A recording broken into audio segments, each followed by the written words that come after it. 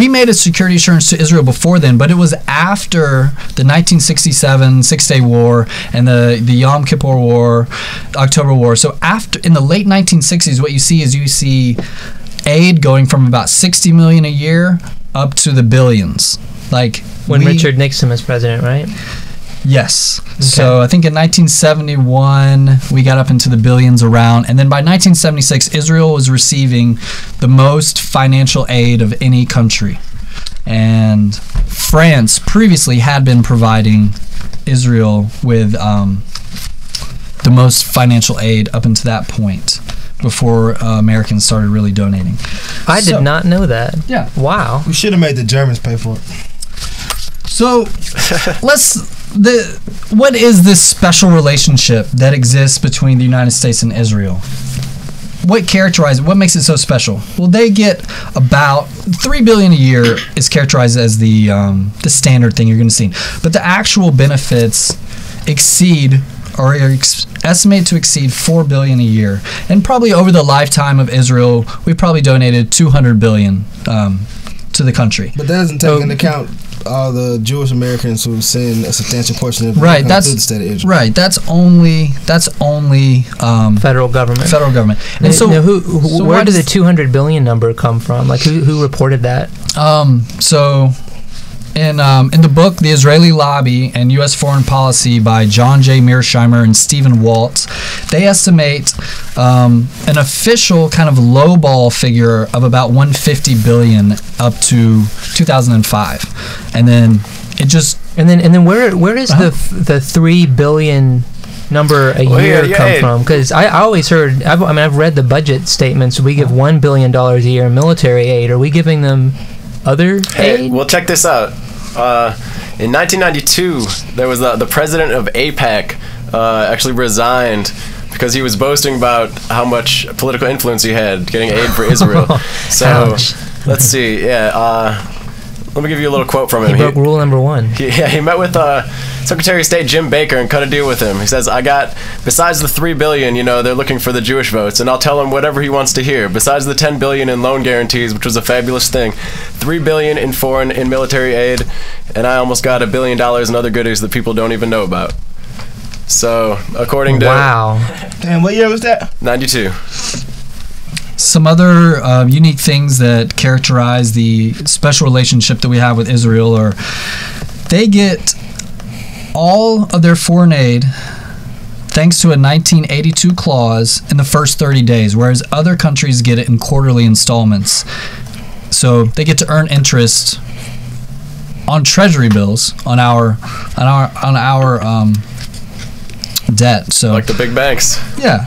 And then they also have a special exemption to spend military aid in their own country. They can spend, I think they're the only country that has this exemption, but they can spend 25% of the military aid we give to them on their own domestic defense industry, so that by 2004 they were the 8th largest arms distributor in the world. So we effectively subsidize their defense industry. And I like to say that's an anti-Semitic statement. All right. So you guys are talking a lot about the history of all this, but what do you think needs to happen over there to deal with this conflict? Because it's a really up situation. Well, I mean, like how are they realistically? I mean, I think the first thing you have to do is you have to kind of convince your average American that we have too close of a relationship with Israel.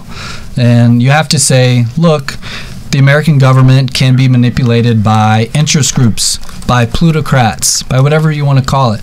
Money and organization can make interest groups very, very influential in our democracy. Our democracy is not ideally designed, and we have to pay attention to what's going on. And you have to talk about this issue. You have to say that because the United States is so supportive of Israel, that fuels a lot of anti-American sentiment. It fuels terrorists. It is one motivation that terrorists use to justify attacking the United States along with others.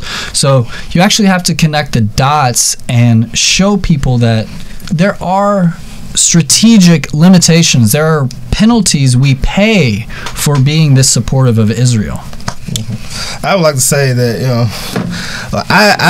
I'm not really a big supporter of a two-state solution, because I believe that when countries divide, it creates more problems. You look at North Korea, South Korea, the situation in the Indian subcontinent, and we had a civil war to prevent such a thing in our own country, and it creates us versus them dichotomy, and it further fuels generations to hate people that they don't even know. And the current system in Israel with the settlements, if this was going on in any other country, I can only liken it to in recent history to apartheid in South Africa or segregation in the United States. But people should not have to be all one religion to live under one flag. But whose fault is that, realistically? Let me jump in here. I'm going to mention something that nobody's brought up, but even though I think it's the overriding dynamic in the whole region. All right, bring it. And that's religion. And exactly what you were talking about. Religion is sort of an arbitrary division of people, and there have been studies, psychological studies, where if you even go to children in a classroom, make half of them red, half of them blue, the animosity will grow between them, just between arbitrary divisions, and especially when people. These people. All right, why is it this strip of land that in Palestine that Jews want? Why is that? Why didn't we just give them, if they just wanted to escape persecution they were feeling all over the world, which I'm totally down, they totally have a right to that, and why don't they just go to Australia? Manifest destiny. Exactly. Even a lot of I thought that was a strictly American thing. No? It applies. We stole it. It applies to the situation. I think both sides really want their Holy Land, and that's the exact problem. And they're not going to compromise over it. That's why I'm saying religion is and even anywhere you go and anywhere else in the Middle East. Sectarianism is one of the main dynamics. People hate. It's not even just between different religions. It's between who do you think the real ancestor of Muhammad is, and these two religions are more related than any other two religions in the world. No pork. Jason, ladies and gentlemen. You guys have been following the conflicts in Iran and Syria, obviously. And you know that there's those two different main sects of Islam which fight each other endlessly. Right. And there are majorities and minorities depending on states, and that whole region is undergoing certain power vacuums, and they're trying to be filled by Iran on one hand and Egypt on the other. This conflict is going to continue, and in the past it's been a very violent one. I think that this minor conflict in Israel is sort of a focusing point. It's a way for them to have an idea to fight proxies over. For example, Lebanon has a proxy army that used to launch terror attacks on Israel, but it really is a proxy for Iran, who is primarily Shia, to fight a primarily Sunni area once Israel would be eliminated, which is their end plan anyway. Well, Israel is not ever going to become eliminated, and I have to say that I think that is a bit of a scare tactic. What's being eliminated is the Palestinians in the West Bank. If you look at it, there's settlers, Israeli settlers just keep going in there, stretching their land, and even their own government sometimes plows down their houses. Firm security assurances. But you have to look at the mentality of the average Israeli. You have to understand these people have been persecuted throughout history, and this is their last stand, and they're fed up and they're not going to take it anymore. This is their one chance to defend themselves and not be pushed around. They were pushed around by the Russians, they were pushed around by the Germans, and they're not going to be pushed around anymore, and that's how they feel. I can understand that, but at the same time, you gotta. I could see that more on an individual basis, but I mean, this is a whole historical thing. People have time to think about this. We've had generations of this problem, and people still haven't realized, like, hey, this is a dead end. You guys keep running. But Jewish people are a collective group of people. You know, I mean, there's no I. It's they had us. to be. If you want to see a population of humans where natural selection is really, really at work and where it's really made them survivors in civilization, it's the Jewish people. I mean, just because of what they've gone through everywhere throughout history.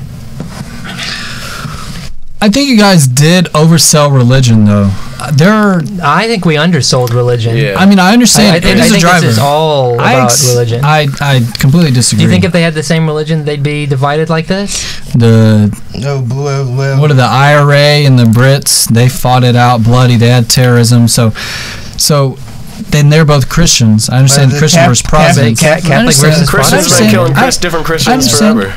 Imagine how big it gets when it's Jew versus Muslim. Yeah, I agree.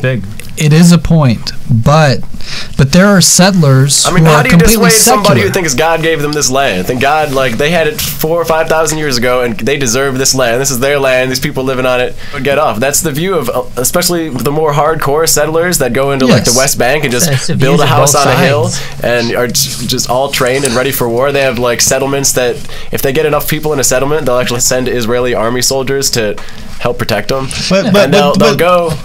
They'll even go in. All right, what's up, Bridgman? But in that argument, they fail to realize that if you go by the biblical scripture, the Jews and the Muslims are both descendants of Abraham, so they're technically brothers and sisters. That it's really equally their land if you want to look at it in the biblical context. But over time, people convert to other religions. A lot of people who were Jews converted to Islam and Christianity, but they're still of the same bloodline and have just as much right biblically to that land as anybody else coming from anywhere else in the world. That's why we got to teach them about science, learn some evolution, then you know that everybody's related. We're all cousins, dude, even the trees and the moss. So get over it, people. Just because we're all cousins doesn't mean that people like to gather randomly. People choose groups because they like people like themselves. I don't think that's ever going to change. I personally, Tez, I like people other than me, and I think I'm a higher creature than the normal human. But oh my God. But to the point of religion, I will give you guys some meat. I know you guys are gonna like this. For all you people that think it's just religion, so from page 241 of the Israeli Lobby, a Jewish Week, an influential newspaper in the greater New York area, backed the Iraq War as well. Gary Rosenblatt, its editor and publisher, wrote an editorial in mid-December 2002 in which he emphasized that Washington's imminent war on Saddam Hussein is not only an opportunity to rid the world of a dangerous tyrant who presents a particularly horrific threat to Israel. He went on to say that when a despot announces his evil intentions, believe him. That's one of the lessons we should have learned from Hitler in the Holocaust. What's more, the Torah instructs that when your enemy seeks to kill you, kill him first. Self-defense is not permitted, it is commanded. Islamic doctrine says a similar thing. It also says if you meet somebody based on the same book correctly in the Torah too, but which is of course the foundation for Islam and Christianity. But on top of that, there's also lines that are specifically Islamic that say you should be peaceful, and there's lines that are specifically Islamic that say if you meet someone who's not a Muslim, your job is to either enslave, kill, or convert that person. But they also said in the Quran that my point is it's coming from both sides. Both sides have it in their religious scriptures. Both sides have it in their politics that they're supposed to have this land. They're not supposed to compromise over it. And every time that one side has been willing to compromise somewhat, the other side doesn't want to compromise. That totally neglects the power of American policy, because in the 1950s, we had Israel by the balls, and we could say, oops, nope, you're not going to do that. But we don't have that power anymore because Congress is so enamored with the Israeli lobby. Well, let me ask you this. In the 1990s, Bill Clinton came extremely close to getting the two sides to come together. AIPAC was powerful back then. The Israeli lobby, it was all very powerful back then. And yet, in spite of that, Bill Clinton came very close to getting the two sides together. Israel was ready to make the deal, and then Palestine backed off. Yasser Arafat backed off at the last minute, over and over again. Had Yasser Arafat agreed, and like literally these were some good deals. Bill Clinton approved of these deals. And had he agreed, this would no longer be a problem. You have two different countries today.